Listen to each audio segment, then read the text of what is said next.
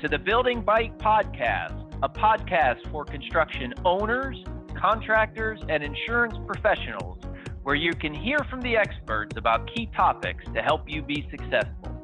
This podcast focuses on building information modeling, insurance, technology, and we do it via the experts. Today, we're in the insurance lane. My name is Peter Duggan. I'm President and CEO of Proactive, and I'm here with two fine gentlemen. My co-host, Mike Dirksen, Proactive's Senior Consultant of Innovation and Content Solutions, and our star guest, Jim Budwell, one of the industry's leading subcontractor default insurance experts. Jim is the Director of Subcontractor Default Insurance Risk Management at Construction Risk Partners. Jim, how you doing today? Very good, Peter. Thanks for having me. Hello, Michael. Oh, Michael, how are you? Doing great. Excited to get going. I know. And Jim, I'm super excited. I think the audience is really going to love hearing from you about the stuff you're bringing today. I mean, you and I have been working together for a while. Thinking early, like 1960s, maybe. It sure seems like it at times, that's for sure. But there are some people listening who may not be aware of you. So can you tell us a little bit about your background and how you got to where you are now? Sure thing. Thanks, Peter. So Jim Budwell, I'm with CRP and graduated, which seems like a long time ago, from Drexel University with an engineering degree. And from there, went into a claims consultant role from the commercial construction space, and then was able to utilize my background in engineering and construction management with an engineering and construction firm in the Philadelphia area. For 10 years, I did every conceivable role inside that firm, from scheduling and inspection through constructability reviews and project management. And then in 2007, I joined the dark world of insurance and went to work for Zurich, became a sub-guard risk engineer. And that was a wonderful opportunity. Instead of placing concrete horizontally, it then was going vertically. And that allowed me to get into the commercial space. But I didn't know anything about insurance. So a bit of a leap of faith. And it's all turned out well. I'm glad I took the chance. And then I guess in 2015, so it's been about 6 years now, I joined CRP. So I'm on the broker side, but I think overall, with the carrier perspective, the construction perspective, and now the brokering perspective, it's a nice skill set, and it allows me to take a look at things from a lot of different lenses, a lot of different perspectives. So thanks again for having me today, Peter. What a pleasure. And I'll tell you, CRP is lucky to have you. What an advisor to the marketplace, right? I mean, having, like you said, scheduling, building, having been on the carrier side, looking at insurance claims, looking at risk management. So I got a question for you. How many subcontractor default insurance claims have you seen in your career? Yeah, so I've never done an exact takeoff, but I would probably say about 500 subcontractor defaults at this point. And that varies from complexity, right? Sometimes they're just notice to cure, and you get involved and you develop some strategy and they kind of go away. Other times they go all the way through a loss, a claim, reimbursement, subrogation. So kind of seen it all over the years. Man, that is awesome. And I know you brought to us today something CRP developed, very interesting. We were talking about it the other day, a 9-step program in relation to mitigating subcontractor default risk. And I think the audience is going to eat that up. I know the more I learn about it, the more excited I get about it. But before we go to step one, if I could ask you, having been through 500 subcontractor default insurance claims and having had the experience that you have, what keeps you up at night professionally? So that has changed as my career has evolved. But right now, as I sit here working as a broker consultant for CRP, it's the coverage that contractors pay for that for whatever reason falls through the cracks. And all the carriers have unique terms and conditions and unique exclusions. And sometimes you think you have it surrounded on all sides. And for whatever reason, whether it's a dollar threshold or a duration threshold or other insurances or a market sector, those things that could pop up that no one anticipates. And for whatever reason, when you really need the coverage, it turns out that something has lapsed. So we're constantly working with the carriers to try and identify those and avoid those things from falling through the cracks. But that's probably the one thing that keeps me up the most. Wow. Well, I know you're a conscientious guy. Like I said, you and I have known each other for a while. So your clients are probably in good hands, given that you're the one not sleeping at night thinking about that stuff. All right. So let's set the stage. I'm an E&R top 200 contractor. I'm building a high rise in New York City. I've got, let's say, a mechanical subcontractor who's, I don't know, a little bit wobbly. I'm a little bit nervous. I've got subcontractor default insurance in place. I've never used it before. Can you start me off with step one of this program that you talk about? Well, I think in this context, step one really is to simply be alert. Just have your eyes and your ears open, right? The front end of any SDI program is really your subcontractor pre-qualification. Despite having the best pre-qual around, sometimes things happen. And that could be turnover, that could be succession planning, that could be a death of key resources. So I think the most important thing is for the boots on the ground, the folks that are going to be dealing with the delivery truck drivers, with the labor on the field, with admin.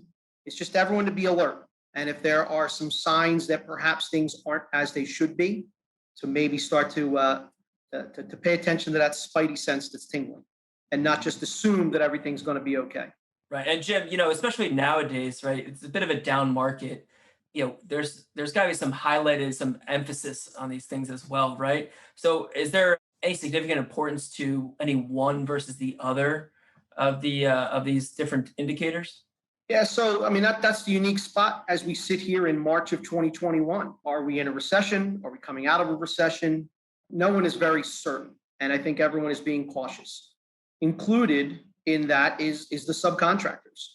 And what tends to happen in times of uncertainty is subs will try and take on more work in an effort to insulate themselves and keep themselves operating.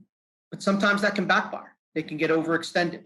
So if you're a GC and you have an SDI program in place, I think you need to be mindful of backlog, work in progress, and how that all works in with what your specific project needs are in terms of schedule. How are they going to be able to manpower the job? What type of cash flow are they going to be able to provide? Where are those pinch points in terms of, labor costs, material costs, equipment costs? So there's a lot of different things we can look at. Some are leading, some are lagging, but especially now, we should really be aware. Jim, I've got my mechanical subcontractor, and I'm noticing I expected to have 30 people on site. I've had a week or two now where I've got 25. Now it's treading down to 20. My spidey senses are up, right? I followed step one. I'm thinking, ooh, this sounds a little scary. What's my next step? It could be one of two things, Peter. It can be to keep the lines of communication open, but also a strict adherence to your terms and conditions of your subcontract agreement. If you have the ability to place that subcontractor on notice because they have had shortages with manpower, and you give them 24 hours or 48 hours or 72 hours, whatever that is in your subcontract agreement to cure that deficiency, then you need to follow that. You need to follow that accordingly. And I'm not advocating that right out of the chute, you begin a letter writing campaign, but maybe start to have the dialogue with the sub and ask him, why are their numbers down and what do they plan to do about it? And they're beginning to start to miss some schedule milestones, and how are they going to recoup that? And after a day or two, and it depends how, if they're on the critical path, of course. So you have to guide how much leeway you want to give when it's informal and verbal before you start that formalized written letter writing campaign. Again, in accordance with your terms and conditions. Yep. And Jim, maybe expand on that just a little bit. Like, what are some of the situations that may arise if you don't follow those terms and conditions? Is there some situations where maybe it's created a different problem that you weren't foreseeing, or kind of what ends up happening when you don't go down that path? Yeah, sure. That's a good question, Michael. I think the biggest, not to be an alarmist, but the biggest concern is if you have issues on site and they are truly default related issues and you don't notify the sub on time, or you don't notify the carrier on time, that you might miss your window to report that claim. And God forbid that there's a catastrophic multi-million-dollar loss that eventually turns out from this default. You could be in a position where if you miss that reporting window, and again, all the carriers have slightly different windows of what their policy speaks to. So that's certainly one area that we want to try to help our clients avoid, is to be very cognizant of what their reporting responsibilities are. But yeah, I think the other thing too is if you give the sub, and again, I just mentioned this, but I'll talk about it again because it's important. If you give them a 3-day window to cure the deficiency, you can't on day 2 issue them a notice of default or terminate them. You've got to let those timeframes play out and give them the opportunity to fix the problem. Absolutely. And I mean, I guess that ties in nicely though with point number 3, Jim. So, you got to communicate efficiently and you got to escalate accordingly, right? So could you maybe talk a little bit more about that? What is the proper way to communicate? And, when you say escalate accordingly, who are the right people to escalate to? Yeah, so this is probably one of the bigger takeaways of what we'll talk about today. It's to keep the lines of communication open amongst all parties. So you don't want to keep the subcontractor in a silo or keep them in the dark. You want to have the conversations with them and find out, are there ways to help them, right? Maybe they're getting squeezed on another job and they don't have the resources from a financial standpoint. So maybe you start to talk about dual party checks, or maybe you start to talk about expedited payments, but you can't get to that point in time without opening up the dialogue with the sub to find out what the issues are. Now, on the flip side, it's also important to keep the lines of communication open between the project and your field staff, as well as corporate, your risk managers, the legal team in-house, because ultimately they're the ones who are going to be more familiar with policy language. And if there is an opportunity to bring the broker on board or the carrier on board or other specialized consultants on board, you now have a lot of firepower at your disposal to help you through this potentially messy situation. But again, you can't do that unless you start to talk about it. And it can be human nature, right? The project managers tend to be type A personalities,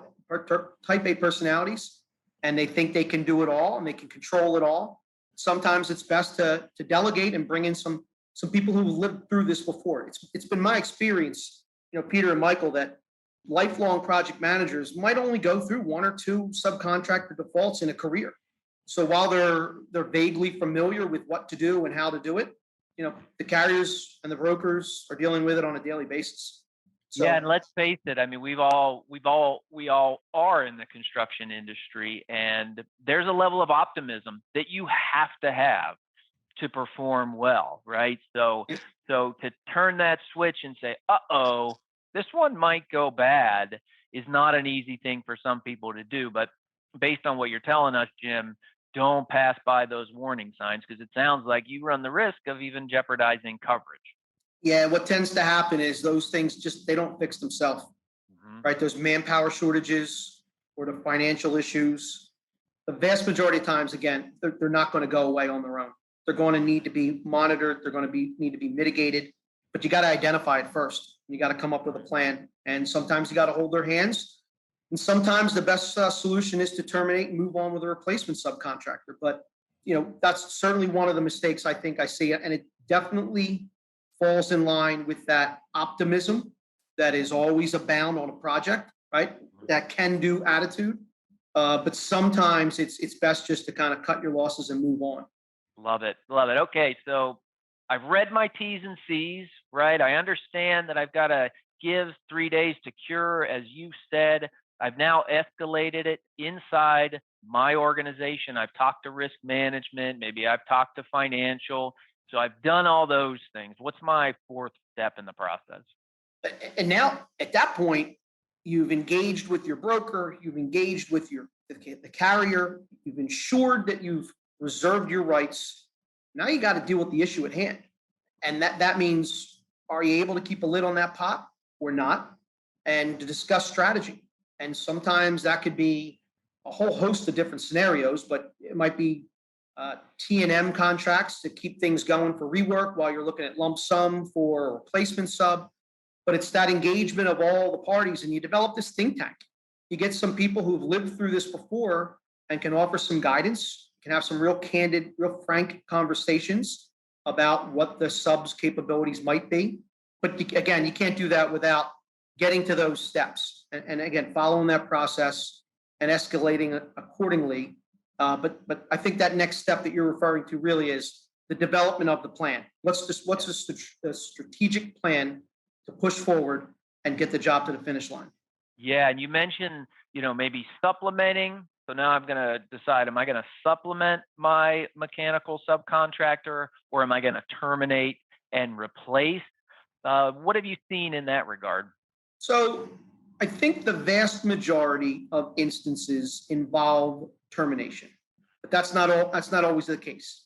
Most of the carrier language, the coverage is triggered by default. So if it's in the best interest of the project and the owner and the GC to keep that sub on board and drag him to the finish line while supplementing with another replacement, then you don't need to terminate. But it's always going to be a case-by-case basis. Sometimes by doing that type of scenario, you're ultimately doing more harm than good. You're slowing down the project. That's one of the benefits of SDI, right? Is that you can control that path forward, and even if that means that there's a premium involved, right? Because time is money, and I think everybody makes more money going forward than they do going backward. Yeah. So the quicker you can come up with that lock solid path forward, the better it's going to be for all parties. Yeah, Jim, expanding on that just a little bit, when we last spoke, you had mentioned also when it comes to terminating versus supplementing, sometimes you have to have the right person to terminate.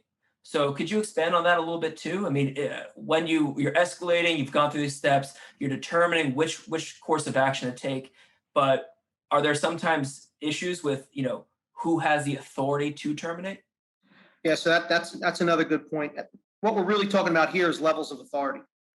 Each organization is going to be different, and some organizations give that authority to default and to terminate at the project level, and others it's much more restrictive to somebody more in a senior level managerial role.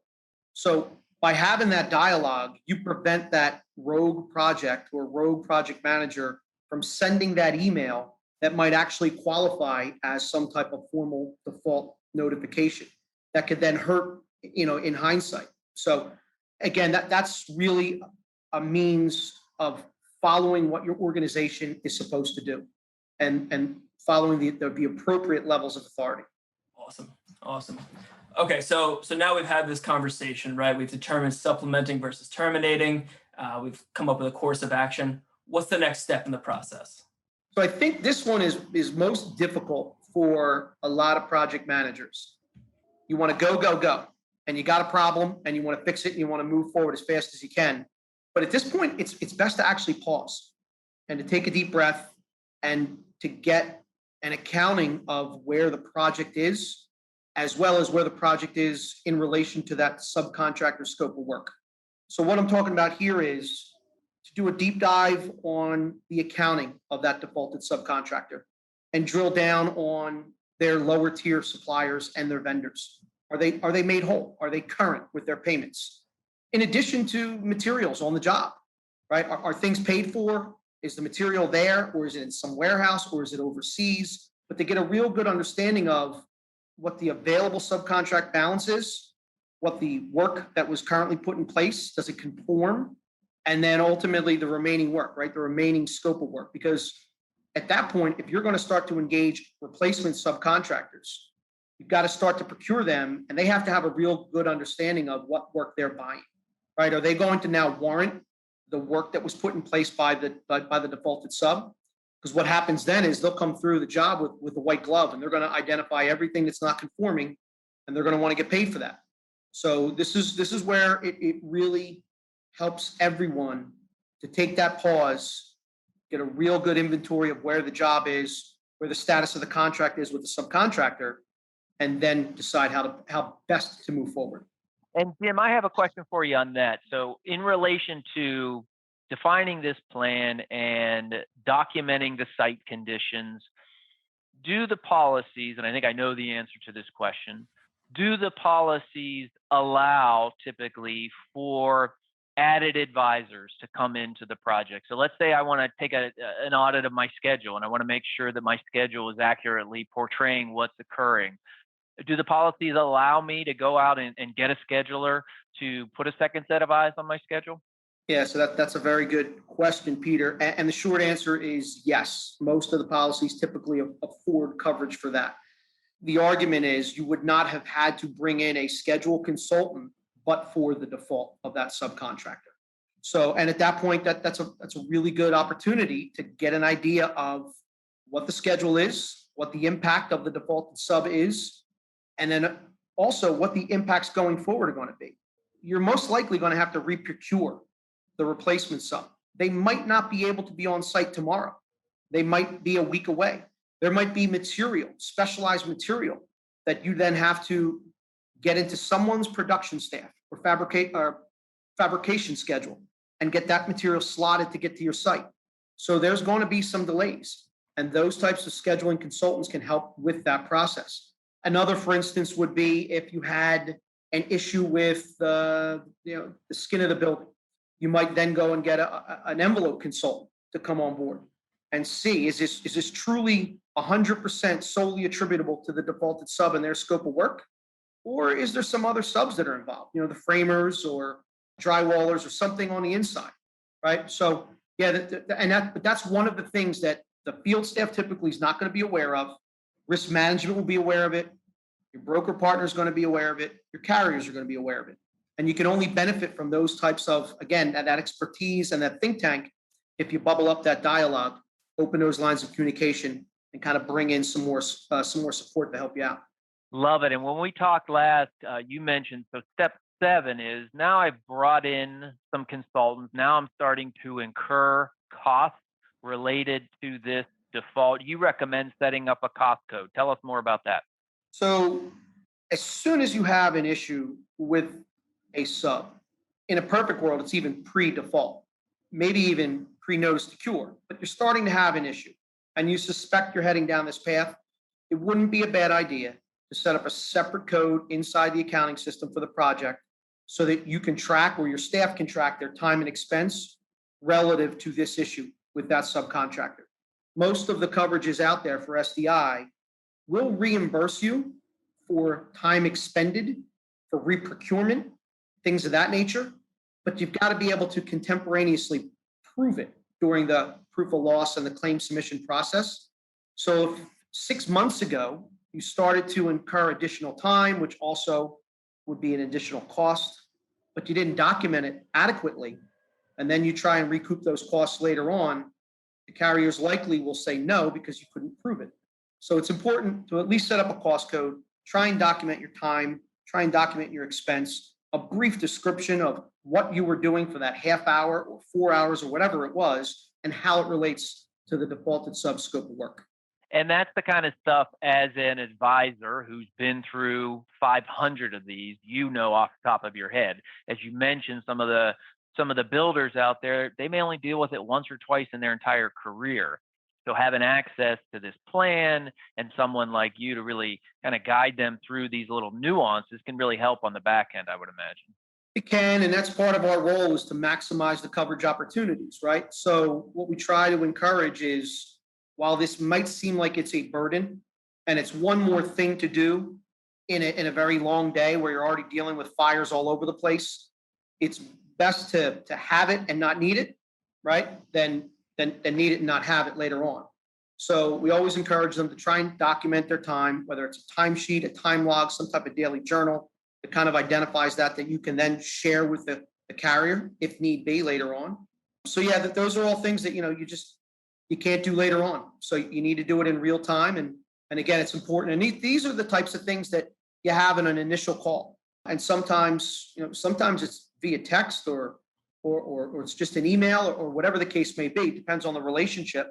But the sooner that we can get involved, the sooner we can encourage the clients to kind of protect themselves and again, maximize their opportunities around this default. Yeah, and really, Jim, one of the things I've liked about working with you on numerous occasions when we're coming in from the carrier side is you give us the opportunity to do a little pre-read. Like, hey, before I'm submitting the formal submission, while I'm still working on the job, how about you do a pre-read of my schedule or my client's schedule, your client's schedule, or how about if you do a pre-read of some of these timesheets to make sure there's not going to be hassle on the back end. And that collaborative nature that you bring to it, I think really helps all parties achieve a positive outcome. Yeah, no, you're right, Peter. And we've worked successfully in the past with instances like that where we've been able to, I mean, one of the bigger success stories was when we actually were able to verify a lot of indirect costs in advance of the direct costs because we were engaged with the carrier, we were engaged with the contractor. We were able to kind of foster this level of transparency and collaboration. The schedules, the baseline, and all the contemporaneous updates were shared and were reviewed. And before we were able to really erode the available subcontract balance and be in an upside down position to get reimbursement for direct costs, everyone was on the same page that there were X amount of delays solely attributable to that defaulted sub. So, collaboration is certainly a big thing, but again, it's that open lines of communication that we really need to try and foster, at every turn. Love it. So let's touch on step 8 before we get to the speed round coming up soon.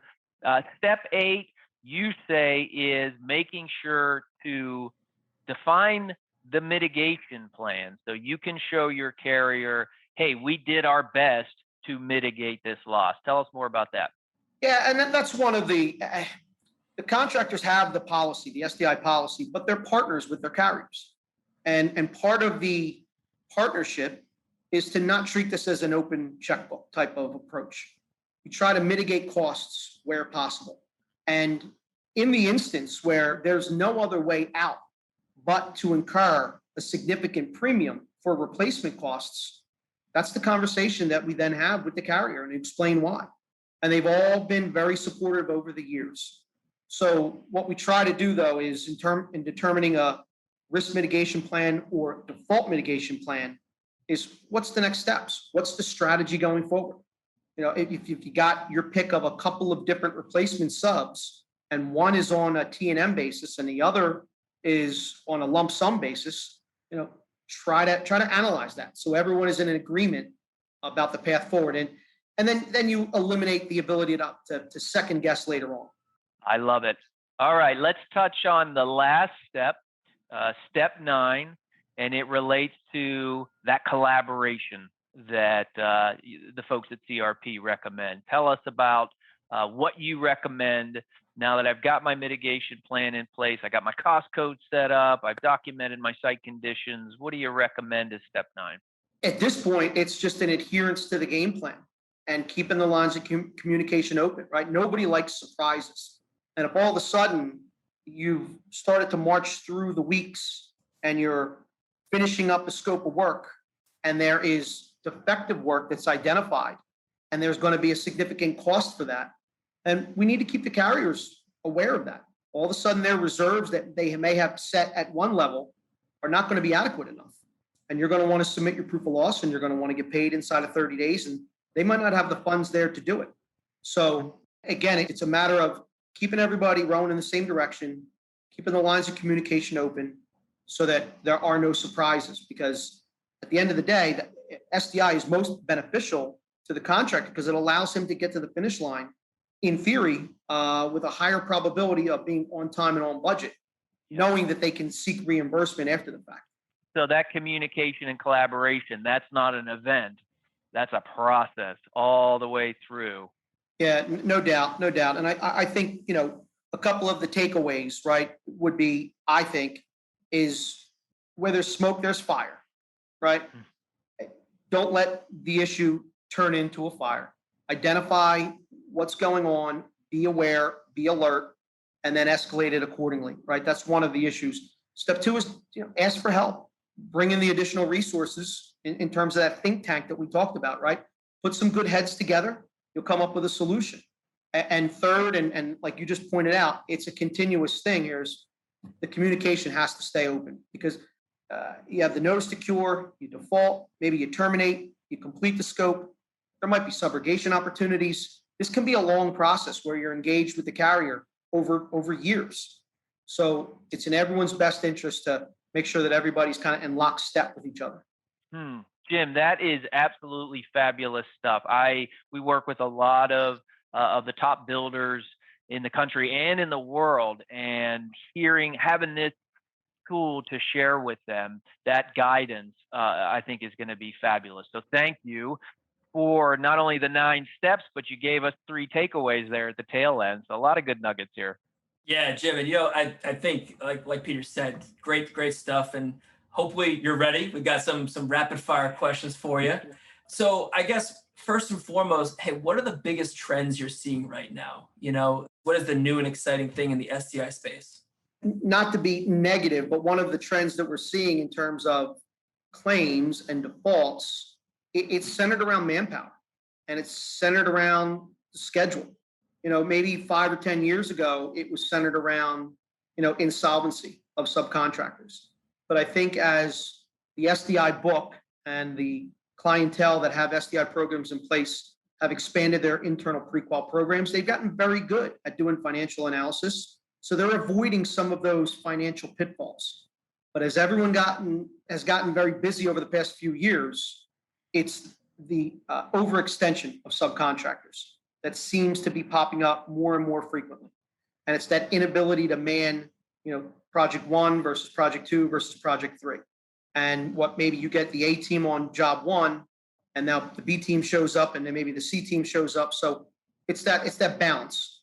So that's probably one of the trends we're seeing in terms of a claim notification standpoint. It's, an analysis on backlog and an analysis on WIP can really go a long way. Yeah, and Jim, one of the trends we're seeing, of course, is a lot of new carriers coming into the marketplace, right? And I know you work with just about all, if not all of them. Yep. What kind of struggles are you seeing with the new carriers coming into the market?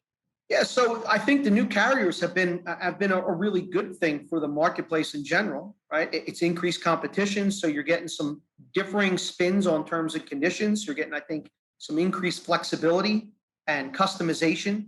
So if I'm a contractor, right, it's a really good time to buy SDI. From a carrier perspective, I think there's just a learning curve. Some of the newer carriers who don't have a whole lot of claims history just yet, right, they've got to live through that. And there's some growing pains. Who's going to process the claims? Who's going to review the claims? Are they going to do it in-house? Are they going to use a third-party administrator? How do they pay for the claims? Who authorized payment? What if there's a catastrophic large claim early on in that new carrier's cycle, right? Where they don't have the funds necessarily built up just yet, right? Where does that money come from? So those are some of the things I think some of the newer carriers are playing with, but there's a lot of smart people that are running a lot of these carriers, and I think they've got a real good game plan. But nonetheless, I think that's just one of the things I've seen is that some of the learning curve has been a little steep on the initial claims process. But at this point, I think everybody's been at it. We don't really have any new entrants into the marketplace over the last 18 months. It's stabilized, and I think it's it's really advantageous to the contractor right now because you have a lot of options. Fascinating. All right, I got one, and then Mike's got one as well. I'm going to go with what makes you, Jim, feel most rewarded at work? So I think it's really simple. For me, it's when I feel like I'm being used as a trusted advisor. When I get that phone call or that email or that text message that says, help, we've got an issue, we want to pick your brain, and then I have the opportunity to help out, right? It's that ability to help and to be viewed as a resource. That's something I really appreciate being. I like that consultative approach. And over time, you build the relationships. And some of our clients, use me and CRP and our coworkers like that. That's something that's really special, and I really appreciate that. That's a good one. Yeah. All right. And Jim, so, you're such a knowledgeable guy. Clearly, you've demonstrated that over the course of this podcast. What might be something that our guests, our listeners might be surprised to hear about you? Is there some hidden talent? Is there some new and exciting with Jim Budwell? There's not much new, but not everybody knows I'm a song and dance man. I will perform for the best of them. That sounds like podcast episode 2 with Jim Budwell, where you will sing and dance. That's We right. might That's have to going do- straight to YouTube. We might have to do that, Peter. We might have to do that one after hours, though. Okay. That'll be the karaoke edition of the podcast. That's See, perfect. We'll get the bouncing ball to go with it. Sing along with Jim. Very good. We could do a little ZZ Top if you want. Hey, love that. See, I've known Jim for over 10 years and I did not know this. So this is a great nugget. Awesome. Well, Jim, you might have noticed. So it's the Building Bite. Bite standing for BIM Insurance Technology with the Experts. So I know you're a Philly guy. We like to ask, what are you taking a bite out of, right? If, again, Philly cheesesteaks is what everyone's going to think of. What's your go-to? Yeah, well, it's got to be Jim's down South Street. That's one of my favorite ones to go to. Steve's Princess Steaks is another good one. And all this talk, I think I got to wrap this up and go get myself a whiz wit. That's for sure. There you go. For those who don't know, it's a very nerve-wracking experience. You go into gyms, you get ready, and they look at you. What do you want? And you got to have the order, right? You can't falter, because then they'll know. Oh, they don't know. So whiz with. What is the whiz? The whiz is for cheese whiz, and the wit, WIT, is with onions, with fried onions. There you go. Good for the guy from Massachusetts to know that. Hey, Jim, thanks so much for chatting with us today. If the listeners want to hook up with you, they want to chat with you, where do they find you? Yeah, well, by all means, I think they could find me at LinkedIn. If they're a mutual colleague of yours, by all means, Peter, share my contact information. But I'm at Construction Risk Partners, and I'm just outside of the Philadelphia area in King of Prussia. So we go where the clients go. And at some point soon, we'll be back to being on planes, trains, and automobiles, and we'll see you everywhere. Oh, man. Well, sticking with the food analogy, that's a wrap, Jim. Thanks a lot. Peter, Michael, thank you. This was great. Thanks for having me. Thank you for listening to The Building Bite. This podcast has been brought to you by Proactive. Check us out on thebuildingbite.com, where you can subscribe to our newsletter and follow us on social media for all future The Building Bite news and updates. You can also find us on your favorite apps, including Apple and Google Podcasts, Spotify, Stitcher, TuneIn, and Amazon. If you have ideas for episode topics that we should cover on the show, or you know somebody who would be a perfect guest, let us know at connect@thebuildingbite.com.